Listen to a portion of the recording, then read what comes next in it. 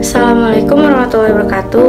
Halo semuanya, kenalin nama aku Jasmine Hansakanita Mariam Revidia dengan NIM 2011-7024 dari Fakultas Keguruan dan Ilmu Pendidikan, Program Studi PGSD Universitas Trilogi. Di sini aku bakal menjelaskan sedikit tentang materi tentang tata surya untuk memenuhi UTS pada mata kuliah konsep dasar IPA dengan dosen pengampu Ibu Sulistiani Putri Ramadhani SPD MPD. Yuk langsung kita simak videonya. Nah, pada kesempatan kali ini saya akan membahas tentang pengertian tata surya, bagian-bagian tata surya, teori alam semesta, dan macam-macam benda langit. Yang pertama adalah pengertian tata surya. Tata surya ialah susunan benda-benda langit yang terdiri dari sebuah bintang yang disebut matahari dan semua objek yang terkait oleh gaya gravitasinya. Tata surya kita terdiri dari matahari, planet-planet, dan semua benda-benda angkasa yang beredar mengelilinginya. Selanjutnya, kita akan membahas bagian-bagian tata surya. Tata surya terbagi menjadi dua, yaitu matahari dan planet. Planet sendiri terbagi menjadi dua, yaitu planet dalam dan planet luar. Planet luar dan dalam itu sendiri dipisahkan oleh sabuk asteroid. Nah, kalau matahari adalah bintang yang berupa bola gas panas dan bercahaya yang menjadi pusat sistem tata surya. Tanpa energi intens dan panas matahari, tidak akan ada kehidupan di bumi. Matahari sendiri memiliki 4 lapisan, yaitu inti bumi, fotosfer, kromosfer, dan korona atau lapisan luar. Nah, selanjutnya ada planet dalam. Planet dalam ialah benda langit yang tidak dapat memancarkan cahayanya sendiri. Planet dalam hanya memantulkan cahaya yang diterima dari bintang, dan planet ini disebut planet yang paling dekat dengan matahari. Nah, apa saja sih planet dalam itu sendiri? Planet dalam itu sendiri terdiri dari Merkurius, Venus, Bumi, dan Mars. Nah, selanjutnya kalau planet luar biasanya disebut dengan planet Jovian atau planet yang letaknya jauh dari matahari. Planet luar biasanya memiliki banyak satelit dan berukuran besar, dan juga sebagian besarnya tersusun dari bahan ringan seperti hidrogen, helium, metana, dan amonia. Nah, apa saja sih planet luar itu sendiri? Planet luar itu sendiri terdiri dari Jupiter, Saturnus, Uranus, dan juga Neptunus. Nah, selanjutnya kita akan membahas tentang teori alam semesta. Nah, yang pertama ada teori dentuman besar, atau juga yang biasanya kita dengar dengan istilah Big Bang Theory. Nah, kalau Big Bang Theory ini sendiri, teori tentang alam semesta yang berasal dari kondisi yang padat dan panas, lalu mengalami ledakan yang sangat dahsyat. Kemudian mengembang sampai sekitar 13.700 juta tahun yang lalu. Kemudian selanjutnya ada teori keadaan tetap atau yang biasa dikenal dengan steady state theory. Nah, biasanya teori ini adalah keadaan di alam semesta yang tidak pernah berubah, selalu beragam dalam hal rapat massa, suhu, gravitasi, dan lainnya. Teori keadaan tetap ini juga menyebutkan bahwa alam semesta selalu memuai dengan materi baru, terus-menerus tercipta dan lajunya tetap. Selanjutnya yang ketiga ada teori mengembang dan memampat atau yang biasa kita sebut dengan the oscillating theory.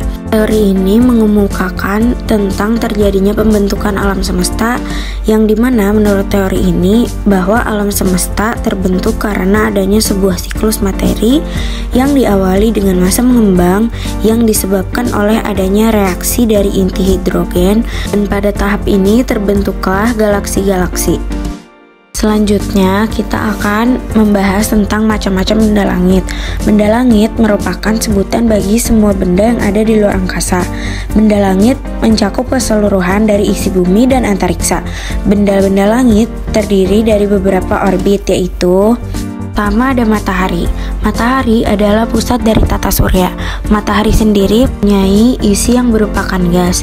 Panas dari permukaan matahari kurang lebih mencapai 6.000 Celcius dan pada inti matahari kurang lebih dari 17 juta Celcius.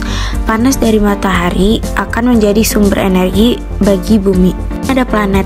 Planet merupakan salah satu anggota tata surya terbesar. Planet sendiri melakukan dua gerakan sekaligus, yaitu mengelilingi matahari atau revolusi dan berputar pada porosnya atau yang kita sebut sebagai rotasi. Selanjutnya ada meteoroid. Meteoroid adalah sekumpulan benda-benda langit yang berukuran sangat kecil dan orbitnya sendiri tidak teratur. Selanjutnya ada komet. Komet mempunyai bentuk yang sangat lonjong. Oleh karena itu, periode komet sangat panjang dan terlihat pada selang waktu yang lama. Komet sendiri sering disebut sebagai bintang berekor. Ekor komet selalu menjauhi matahari dan memanjang seiring dengan mendekatnya orbit komet ke matahari. Selanjutnya ada asteroid.